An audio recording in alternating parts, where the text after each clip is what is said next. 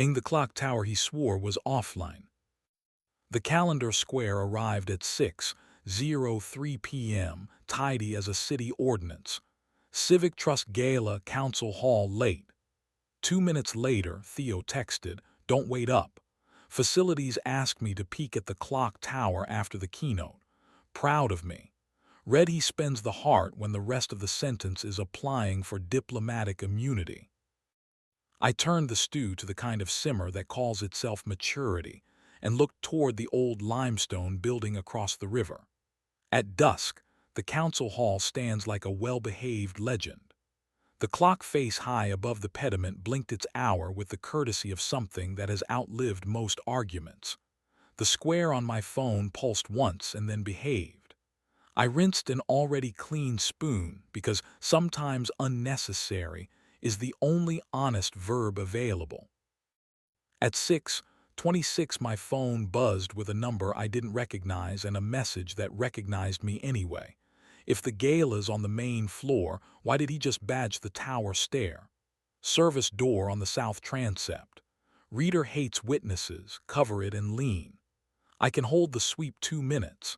Signed with a single letter, R, as if the alphabet had leaned on a brass banister and promised not to squeak.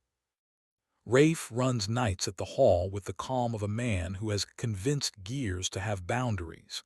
He and Theo trade competence in a dialect of maintenance reports and donor moods. He and I have shared 2 cigarettes by the loading dock where pigeons rehearse Parliament, and once we laughed hard enough that a security camera tried to learn timing. We have not touched. I remember not touching more clearly than most men remember vows. "Why tell me?" I wrote. "Because your calendar is polite and my badge logs aren't," came back. Because he looked up before he swiped. People only look up there when they want oxygen. Because offline is keep out, the way champagne is hydration. The south transept door wore its flacking paint like it believed in character. I palmed the reader's red eye, leaned, and the lock remembered its job. Inside, the stair curled like a secret that had learned to count. The air thinned the way truth thins when height insists. At the second landing, the temperature changed, and the stones began to keep their own counsel. Through a narrow slit of a window, I saw the city become a string of steady promises. The belfry level smelled of oil, dust, and old ringing. Above, the clock room sat like a throne for an argument with time. The mechanism was a forest of brass and steel, bars and rods and eccentric cams, everything insisting on rhythm. Thea stood near the escapement with his jacket off, and his shirt open one button past credible, tie folded into his pocket like a plausible denial. Opposite him, resting 2 fingers on a brass rail as if gravity billed him by the month, was Victor Mallory, developer, board vice chair, a roomer with nomming rights and a penthouse that mistakes glass for taste. Victor's hand hovered near Theo's wrist without landing, because proximity photographs better than contact when your brand buys heritage and invoices discretion. "Offline looks punctual," I said from the doorway. Theo turned. For a beat, truth used his face like a clock that had finally stopped pretending. Then the public version of him returned with straight shoulders and better lighting. "Nate," he said. How did?" "Rafe likes nouns," I said. "I like doors." Victor smiled with the benevolent leisure of someone who believes committees are a species of habitat. "We were reviewing the winding schedule," he said. "Patrons like to feel time will continue because they asked politely." "I prefer time that doesn't need an audience," I said. Theo took 1 step toward me and let the flagstone keep the second. "We were listening for a hitch in the strike train," he said. He wanted to hear the mechanism without the gala noise. "Sound is persuasive," Victor said, lifting both hands like tasteful parentheses. 2 minutes. The sweep is punctual and my driver is judgmental." He drifted toward the great pendulum.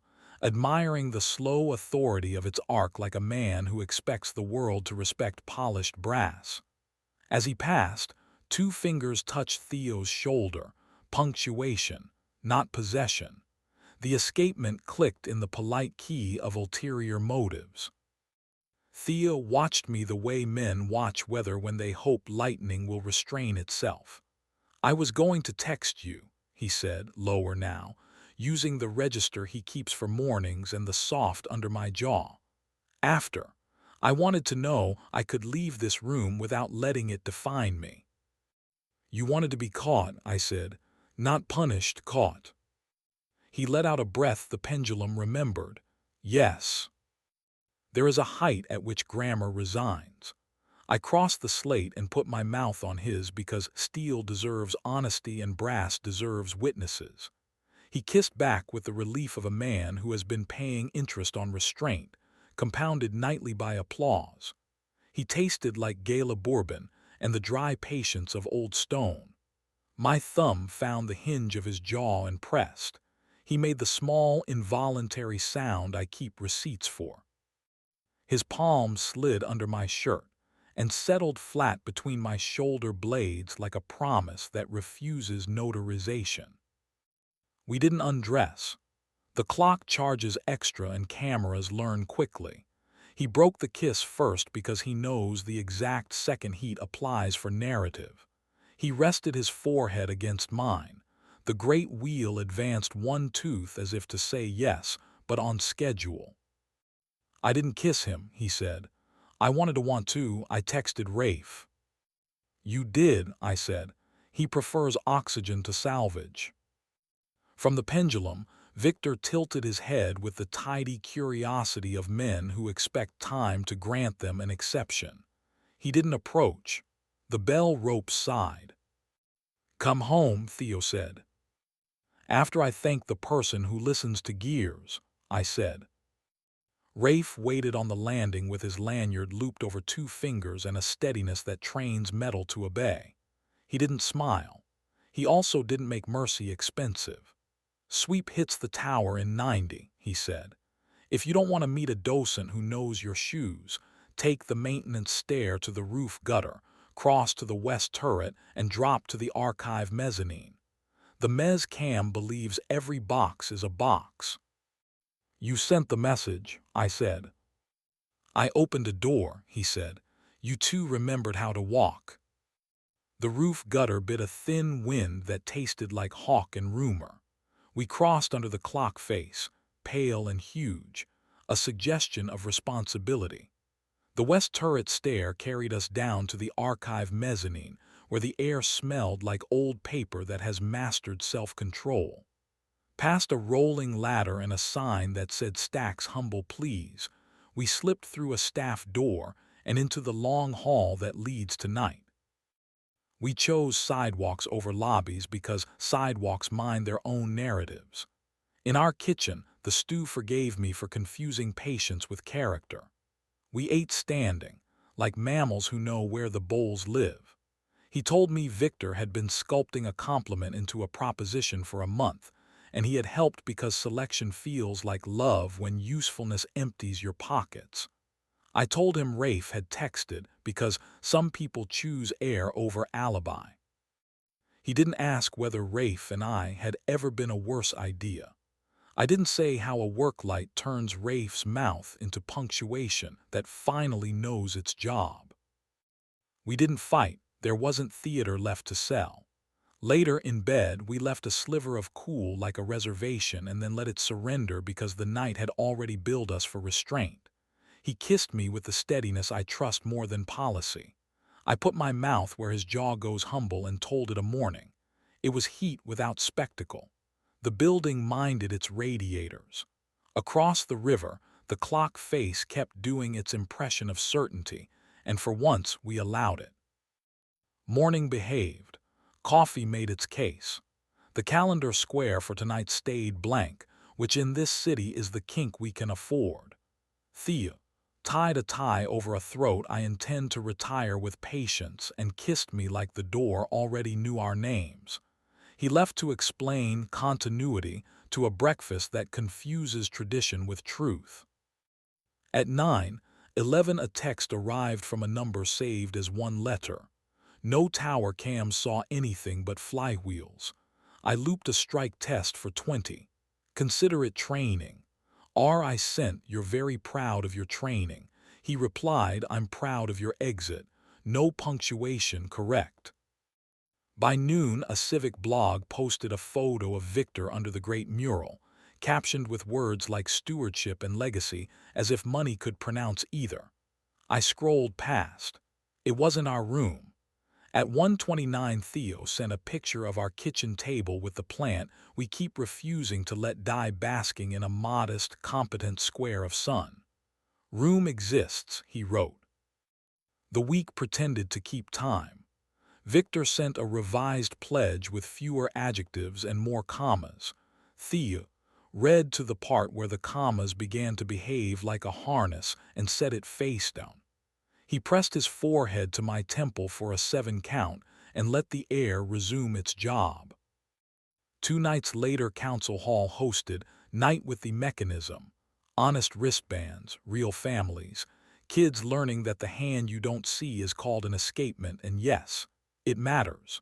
We went together, because sometimes the correct grammar is plural. Rafe nodded once from the winch room like an usher who had already chosen a side. Victor shook Theo's hand while a photographer taught an antique gear to glow. A reporter asked about legacy. Theo pointed toward a volunteer kneeling to show a child how to oil a pivot without scolding the past and said, "Legacy is what keeps rooms gentle." And the reporter wrote it down like she'd earned a truth.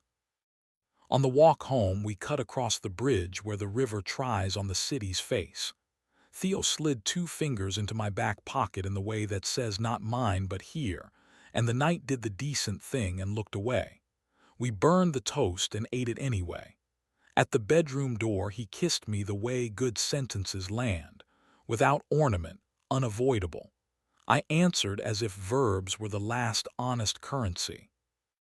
It did not stay tidy. It never does here.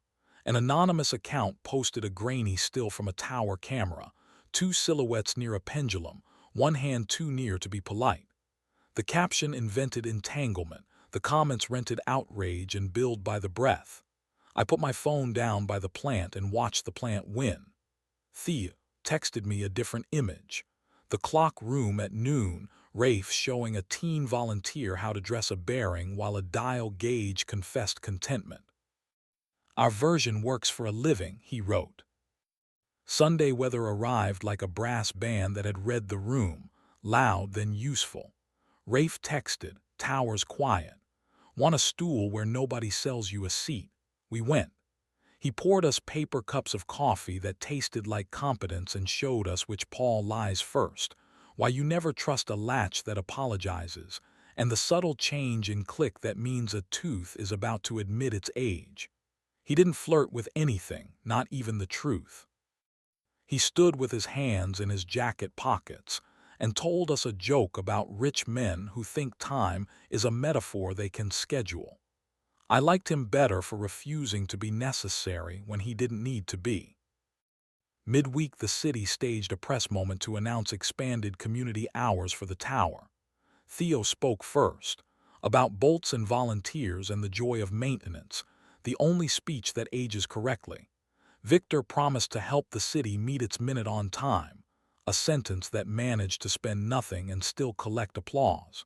After, he shook Theo's hand and then looked at me with the careful respect of a man evaluating whether he cannot purchase. "You're both very good at exits," he said. "Practice," I said. He laughed because it was the only honest thing left on his card. A columnist with an adjective habit suggested Theo's access came courtesy of private tour. The piece included a photo of brass that could have been any brass and a paragraph that could have been any rumor. The comments did their choreography. I took the plant to the sink and let the water talk to its roots like a promise we could keep. That night, we turned our phones face down and cooked like people who still believe heat tells the truth. On a wet Thursday, Rafe sent a single word, weather, and we met him by the south transept where the gutter negotiated with the downpour. He showed us which drain floods first, where to stand when lightning auditions near Bell Metal, and how to hear the faint hesitation that means the strike will miss its cue without help. He didn't ask about the photo. We didn't say his name out loud.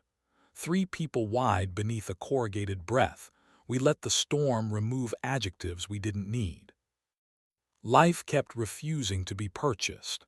Victor kept sending commas that wanted homes. Theo kept returning them with better ones. The plant kept inventing a shade of green that turns vanity domestic. We kept our calendar squares blank on purpose because blanks are the only promises rooms respect. Sometimes, near midnight, we walk past Council Hall and look up. From the street you can't see the pendulum or the polished teeth, only the round, polite face with its hands arranged like a teacher. That's as it should be. We circle the block and go home without letting the building perform at us.